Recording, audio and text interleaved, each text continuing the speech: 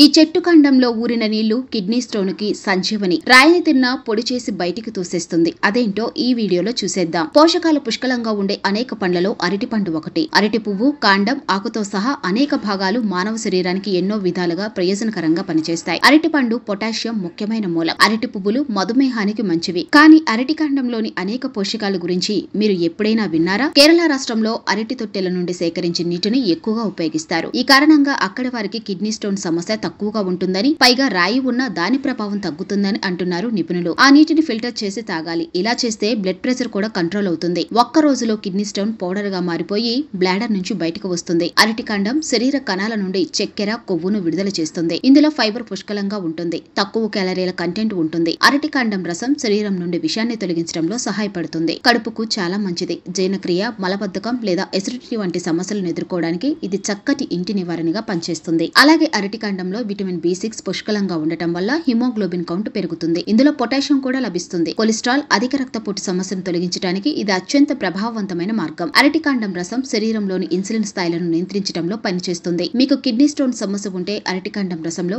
యాలకులు కలుపుకొని తాగండి. ఇది కిడ్నీలో రాళ్లను బయటకు పంపడంలో సహాయపడుతుంది. రోజు ఒక గ్లాసు అరటి కాండం రసంలో నిమ్మరసం కలిపి తాగడం వల్ల కూడా కిడ్నీలో రాళ్లు ఏర్పడకుండా నిరోధిస్తుంది. అరటి కాండం రసం మీ కాలేయాన్ని 7 రోజుల్లో శుభ్రం చేయగలదు. ఈ రసం అన్ని రకాల పేగు అడ్డంకులను తొలగిస్తుంది. అంతేకాకుండా బెల్లీ ఫ్యాట్ ని త్వరగా తొలగించడంలో కూడా సహాయపడుతుంది. రక్తహీనత, అధిక కొలెస్ట్రాల్, అధిక రక్తపోటుతో బాధపడుతున్న రోగులకు ఇది చాలా ఉపయోగకరంగా ఉంటుంది.